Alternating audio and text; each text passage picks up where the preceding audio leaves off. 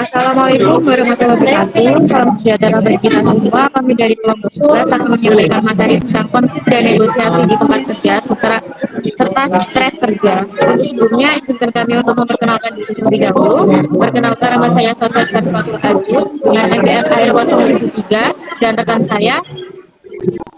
Saya Nurudina Islamia dengan NPM akhir 216. Dan saya Wahyu Puspasari Setiawan dengan NPM akhir 271.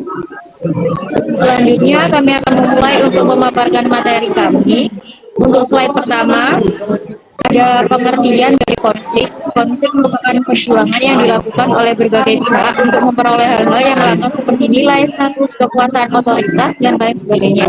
Di mana tujuan dari mereka bertikai itu tidak hanya untuk memperoleh keuntungan, tapi juga untuk menundukkan saingannya dengan kekerasan atau ancaman.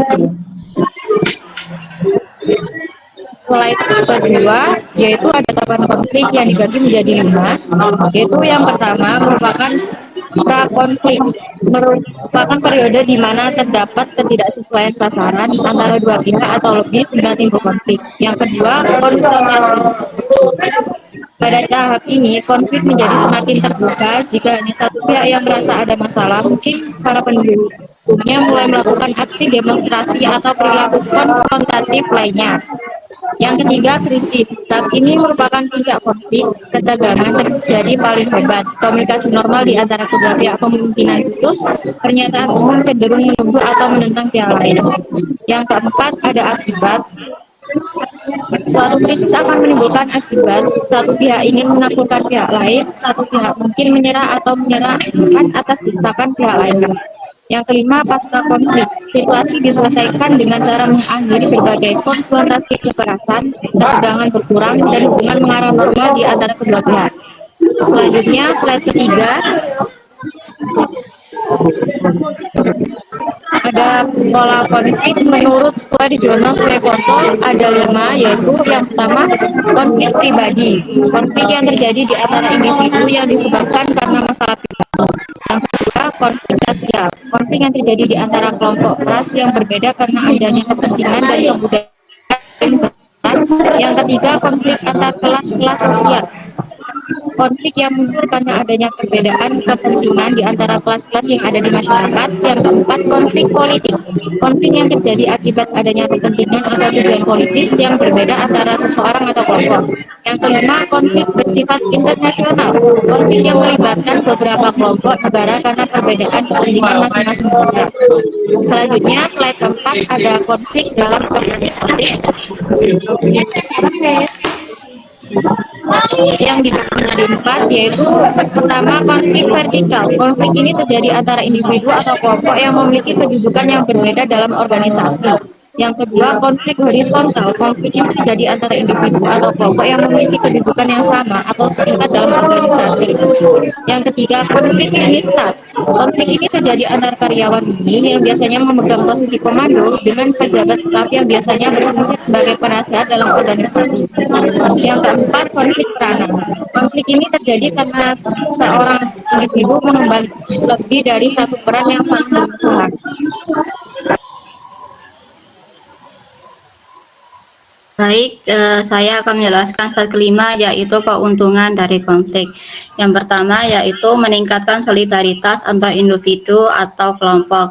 Yang kedua, membantu menciptakan norma baru dalam masyarakat. Yang ketiga, adanya penyesuaian norma sosial di masyarakat. Yang keempat, termotivasi untuk mempertahankan nilai yang dianggap penting. Yang kelima, meningkatkan efektivitas dalam organisasi, perusahaan, atau masyarakat. Yang keenam, sebagai penyeimbang berbagai kekuatan yang ada.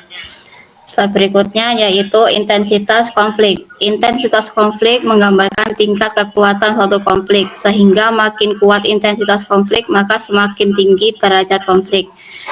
Yang berikutnya yaitu penyebab konflik, yaitu persaingan terhadap sumber-sumber daya yang langka, yaitu setiap divisi dalam organisasi akan saling berlomba-lomba untuk memanfaatkan bagian dari alokasi sumber daya yang ada. Masing-masing menginginkan alokasi sumber daya yang banyak agar mempercepat pertumbuhan, kemajuan, dan mengembangkan dalam divisi. Karenanya persaingan inilah maka akan memicu timbulnya konflik. Yang kedua yaitu ketergantungan tugas atau interdependent, yaitu dalam organisasi dapat dipastikan ada ketergantungan antara dua individu atau kelompok untuk mencapai kesuksesan tugas-tugasnya. Apabila antara dua pihak itu ada perbedaan prioritas, kemungkinan muncul konflik akan semakin besar. Semakin perbedaan dipertahankan, kemungkinan konflik juga akan lebih besar, bahkan lebih lama. Yang ketiga yaitu kekaburan batas-batas bidang kerja. Bidang kerja dalam organisasi yang tidak jelas akan memunculkan konflik dan menciptakan suatu kondisi di mana ada seseorang yang mendominasi dalam bidangnya.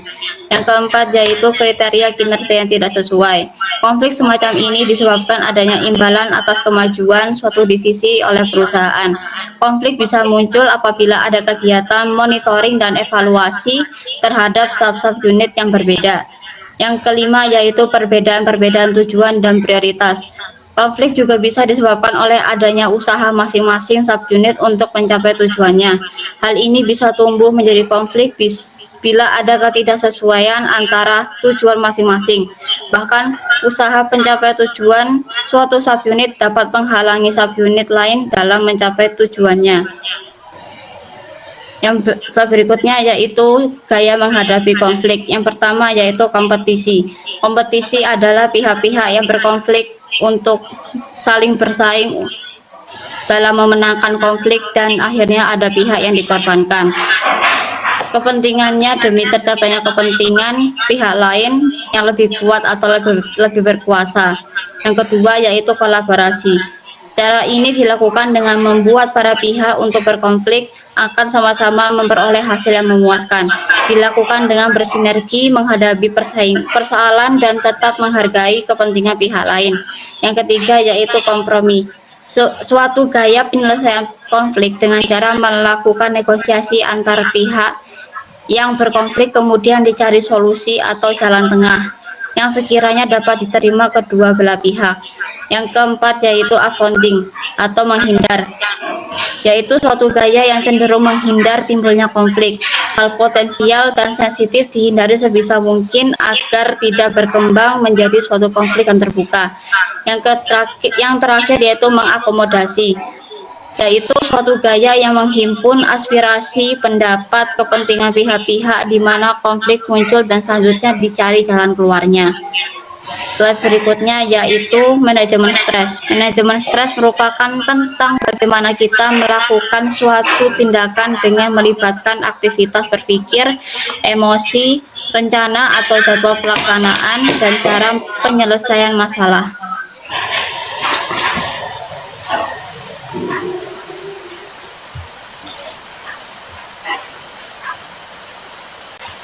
Selanjutnya yaitu stresor, stres, dan akibatnya. Stres adalah perasaan yang umumnya dapat kita rasakan saat berada di bawah tekanan, merasa kewalahan, atau kesulitan menghadapi sesuatu. Stresor adalah faktor-faktor dalam kehidupan manusia yang mengakibatkan terjadinya respon stres. Stresor dapat berasal dari berbagai sumber, baik dari kondisi fisik, psikologis, maupun sosial. Stresor juga dapat muncul pada situasi kerja, di rumah, dalam kehidupan sosial, dan lingkungan luar. Contoh stresor di situasi kerja. Saat kita bertemu dengan rekan kerja dan rekan kerja itu tidak sesuai dengan kita atau ada sesuatu yang tidak sesuai dengan apa yang kita inginkan dan membuat kita berada dalam tekanan, kita ada di deadline kerjaan yang membuat kita stres. Nah, itu juga termasuk dalam stresor di situasi kerja. Apakah stres tidak berakibat pada diri individu? Tentu saja stres dapat berakibat buruk ya, tentu saja bagi setiap individu. seperti dapat timbul insomnia, sakit kepala, gangguan kepribadian, gangguan kecemasan, depresi, penyakit kardiovaskular, hipertensi, gangguan irama jantung, sakit perut, sembelit, diare, tukak lambung, mulai dari ya akibat yang ringan sampai dengan akibat yang fatal. Di sini kita sebagai mahasiswa itu pasti sering sekali menemukan stres-stres yang timbul dari matkul-matkul, dari deadline tugas yang sangat banyak. Nah, biasanya yang sering dirasakan oleh mahasiswa itu insomnia, sakit kepala, gangguan kecemasan, depresi, tukak lambung paling sering, dan juga yang lain-lain. Next.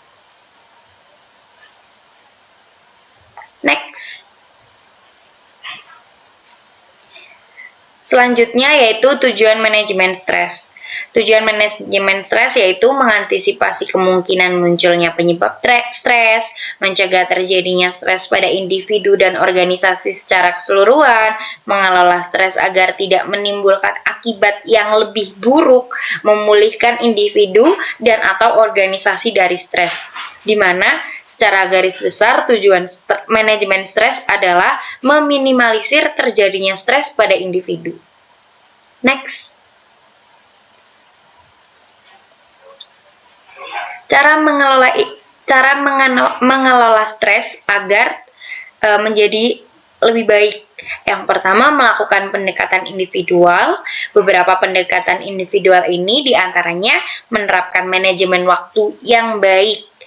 Kenapa kita harus menerapkan manajemen waktu yang baik? Karena dengan kita menerapkan manajemen waktu yang baik, kita dapat menyesuaikan waktu dan kita tidak berada dalam tekanan. Seperti saat kita mendapatkan tugas dari dosen, ada deadline waktu sampai 1 minggu. Jangan kita mengerjakannya H-1, karena itu dapat menimbulkan kita berada dalam tekanan dan dapat menimbulkan stres. Kita dapat mencicilnya dari hari pertama, kedua, ketiga, dan itu dapat mengelola manajemen stres kita. Yang kedua, menambah waktu untuk berolahraga.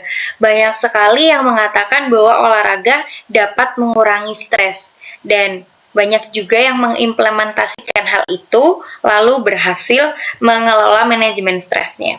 Yang ketiga, ada melatih diri untuk relaksasi dan santai. Diri kita tidak harus berada dalam tekanan dan dipaksakan untuk terus memikirkan sesuatu ya. Kadang kita tuh harus bersantai, kita harus rileks, kita harus bermalas-malasan agar kita juga tidak stres. Yang selanjutnya yaitu memperluas networking atau bersosialisasi dan dukungan sosial. Kalau kita menyendiri itu bisa meningkatkan presentasi untuk depresi. Saat kita punya masalah kita cuma diam, saat kita ada dalam tekanan kita cuma diam, kita tidak bisa mengekspresikan semua hal itu dengan ke teman atau siapapun, kita memendamnya sendiri dan itu dapat menimbulkan stres. Yang kedua, melakukan pendekatan organisasional, diantaranya adalah menciptakan iklim organisasi yang mendukung, melakukan seleksi personil dan penempatan kerja yang lebih baik, melakukan perbaikan komunikasi dalam organisasi, mendesain ulang pekerjaan para anggota. Di mana di sini atasan bertanggung jawab untuk dapat memberikan kondisi yang baik, kondisi kerja yang baik agar karyawannya tidak stres saat melakukan pekerjaan. Next. Tips manajemen stres dalam organisasi.